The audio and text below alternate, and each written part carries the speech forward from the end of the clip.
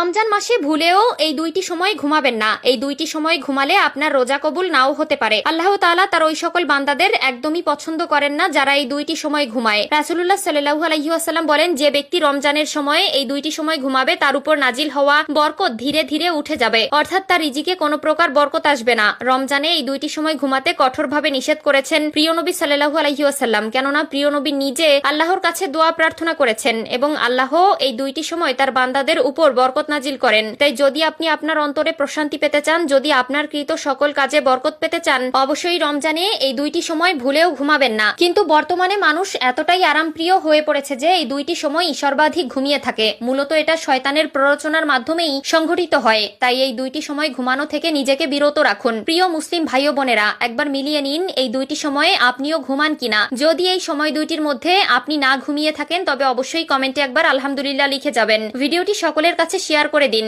আপনার একটি মাত্র শেয়ারে হয়তো অনেকেই বড় ধরনের ক্ষতির হাত থেকে বেঁচে যেতে পারে এবং রমজানের সময় যদি আপনি একটি মাত্র ভালো কাজ করেন তাহলে তার ফলস্বরূপ 70 গুণ বেশি সওয়াব পাবেন। প্রিয় দর্শক, প্রতিনিয়ত আমরা রাত জেগে কত কিছুই না করে থাকি, কিন্তু একবার কি চিন্তা করে দেখেছেন আমার আপনার করা এই কাজটির জন্য আল্লাহ তাআলা অসন্তুষ্ট হচ্ছে কিনা? তাই রাত জাগা বন্ধ করে রাত্রে তাড়াতাড়ি ঘুমানোর চেষ্টা করুন এবং আল্লাহ ও প্রিয় নবীর বলা এই নিষিদ্ধ দুইটি সময় ঘুমানো পরিহার করুন। তো রমজানের সময় যেই দুইটি সময় ঘুমানো যাবে না সেই দুটো সময়ের মধ্যে প্রথম সময়টি হচ্ছে জোহরের নামাজের পর। জোহরের নামাজের পর কখনোই ঘুমিয়ে পড়বেন না। অনেক মুসলিম ভাই ও বোনেরা আছে যারা সারাদিন রোজা রেখে অনেক ক্লান্ত হয়ে পড়েন এবং জোহরের সময় ঘুমিয়ে একবারে ইফতারের আগে ওঠেন। এই কাজটি ভুলেও করবেন না, কেননা রমজান হলো আত্মশুদ্ধি এবং বরকতের মাস। এই সময় বেশি পরিমাণে আল্লাহর জিকির এবং কোরআন তেলাওয়াত করুন। প্রিয় নবী সাল্লাল্লাহু আলাইহি ওয়াসাল্লাম বলে গেছেন, যে ব্যক্তি রমজান মাসে নিজের গুনাহ সমূহকে মাফ করাতে পারলো না তার মতো হতভাগা আর দুনিয়াতে কেউ নেই। তাই দুপুরে জোহরের নামাজের পর না ঘুমিয়ে বেশি বেশি আল্লাহর ইবাদত করুন এবং নিজের করার সকল প্রকার গুনাহ সমূহকে